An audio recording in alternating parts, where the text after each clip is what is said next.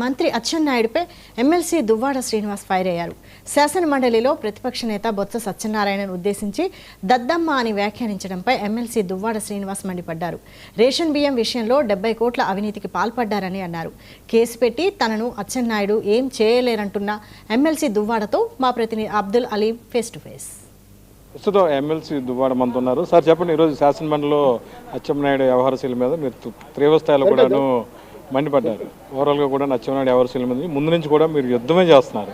ఎందుకని ఈరోజు అచ్చెన్నాయుడు అటువంటి పరిస్థితుల్లో బొత్సాని మాట్లాడాల్సి వచ్చింది? శాసన మండలి మీరు అందరూ చూస్తున్నాగా. సరే, శాసన మండలి సమావేశాలకు మేము వచ్చింది ఎందుకంటే ప్రజా సమస్యలు వినిపించడానికి.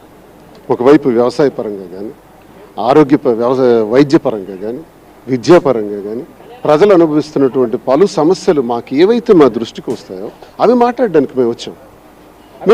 మేము కూడా చాలా డబ్బులు వెచ్చించి ఈ సభల నిర్వహణకు కూడా ఎన్ని లక్షల రూపాయలు అవుతుంది. ఈ రోజంతా ఒక్క నిమిషం కూడా సభా సమయాన్ని మనం ఉపయోగించుకోలేకపోయినామే. సభ ప్రారంభంలోనే డిఎస్సి గురించి చర్చిద్దాం అని అడిగాం. డిఎస్సిలో జరిగిన అవకతవకల గురించి మాట్లాడుతూ మీకు వచ్చిన నష్టం ఏంటి, ఇబ్బంది ఏంటి, అది మాట్లాడటానికి అవకాశం ఇవ్వకుండా ఇష్టానుసారంగా మా మా ప్రతిపక్ష నాయకులైనటువంటి బొత్స సత్యబాబు గారి పైన దద్దమ్మ అని ఒక మాట అన్నాడు. దద్దమ్మ అని అనగానే మాకు చాలా కోపం వచ్చింది. దద్దమ్మ అని నువ్వు అచ్చెన్నాయుడికి అలవాటు. ఎందుకంటే వాడికి నేను 2008లోనే ఆంబోతు అని పేరు పెట్టాను. దున్నపోతు, ఆంబోతు కరెక్ట్గా దానికి సరిపోతాడు. వాడి బుర్ర లాంటిది. ఇది ఉంటుంది కానీ ఇది ఉండదు. కాబట్టి ఆ పేరు ఎన్నాళ్ళకి శాసన మండలి సాక్షిగా ఎమ్మెల్సీలందరూ కూడా ఆంబోతు అచ్చెన్నాయుడు దున్నపోతు అచ్చెన్నాయుడు అని అంటుంటే నాకెంతో సంతోషమైంది. ఎందుకంటే ఆ పేరు పెట్టింది నేనే కాబట్టి. నేను పెట్టిన పేరుకి ఇంత ఖ్యాతి వచ్చిందా? ఈరోజు రికార్డ్ అయింది. ఈరోజు రేపటి నుంచి రాష్ట్ర ప్రజలందరూ కూడా అచ్చెన్నాయుడిని ఆంబోతు అచ్చెన్నాయుడు అని పిలుస్తారు.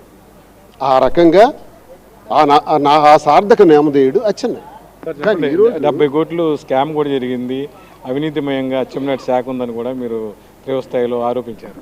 అంతే కదా. ఈ మధ్య పెందుర్తిలో పేద ప్రజలకు సరఫరా చేస్తున్నటువంటి పీడిఎస్ రైస్ ప్రభుత్వ ధర కొనేసి అవన్నీ కూడా గోడౌన్లో పెట్టి ఓకని ద్వారా ఒక ఇంచుమించు 34 కోట్ల రూపాయలు, ఈ పీడిఎస్ రైస్ కొనటం వల్ల ఒక 35 కోట్ల రూపాయలు, అలాగే ఏదైతే రైతులకు ఇవ్వాల్సినటువంటి డబ్బులు ప్రభుత్వం నుంచి రావాల్సినవి ఉంటాయో సాటెక్స్ రైస్ సంబంధించినవి, సాటెక్స్ మిల్స్కి, దాని నుంచి కూడా ఫార్మాలిటీస్ ఇవన్నీ తీసుకొని 75 కోట్లు తీసుకున్నాడు.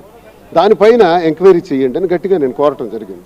అలాగే గ్రానైట్ ఫ్యాక్టరీల నుంచి కూడా విపరీతంగా ప్రతి గ్రానైట్ ఫ్యాక్టరీ నుంచి కూడా ఒక బ్లాక్ వెళ్ళాలి ప్రతిరోజు. ఈ రకంగా కూడా డిమాండ్ అచ్చెన్నాయుడికి. ఒక బ్లాక్ వాళ్ళ సొంత ఫ్యాక్టరీస్కి వెళ్ళాలి. ఒక బ్లాక్ అంటే ఇంచుమించు 4 మీటర్లు 5 మీటర్లు ఇలా ఉంటాయి. అది ఇంచుమించు 1,50,000 రూపాయలకు విలువైనటువంటి ఆ బ్లాక్ని వాళ్ళ ఫ్యాక్టరీకి తరలించాలి. లేకపోతే అక్కడ ఫ్యాక్టరీలు నడవు. 100 రూపాయల నుంచి 1 కోటి రూపాయల వరకు ప్రతిరోజు కలెక్షన్ అయ్యి రోజుకి కొన్ని లక్షల రూపాయల కలెక్షన్ లేదా అచ్చెన్నాయుడు నిద్రపోడు మేడ మీదకి వెళ్ళడని నేనన్నా ఈనాడు పేపర్లోనే రాశారు గత కొద్ది సంవత్సరాలు. నా ఎంట్రుకు కూడా పేకలేడు. నేను సిద్ధంగా ఉన్నాను.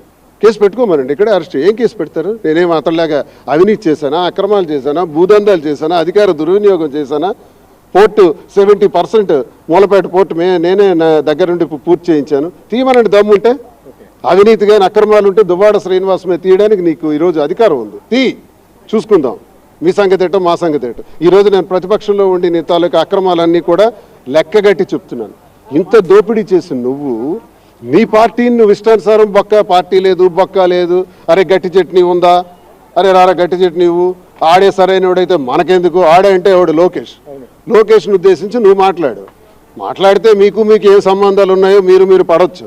ఇక్కడ బొత్స సత్యబాబు గారికో లేకపోతే వైఎస్ఆర్ కాంగ్రెస్ పార్టీకి సంబంధించి గొడ్డల పార్టీ అనో ఇష్టానుసారం మాట్లాడితే 4 కట్ అయిపోద్ది.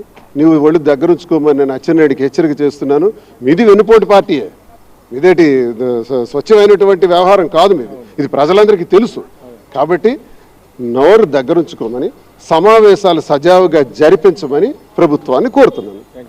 అతమే కూడాను ఆంధ్రప్రదేశ్లో శాసన మండలి సమావేశాలు పూర్తిగా కూడాను నిపక్షపాతంగా నిర్వహించాలని, అంతేకాకుండా ఏదైనా సరే అచ్చెన్నాయుడు మంత్రి నోటికి వచ్చినట్టు మాట్లాడితే తాడో పేడో తెలుసుకోవడానికి సిద్ధంగా ఉన్నామంటున్నారు దువ్వాడ శ్రీను. వీడియో జర్నలిస్ట్ పవన్తో కలిసి అసెంబ్లీ ప్రాంగణం వద్దనండి. 99 కోసం అబ్దుల్ అలీ.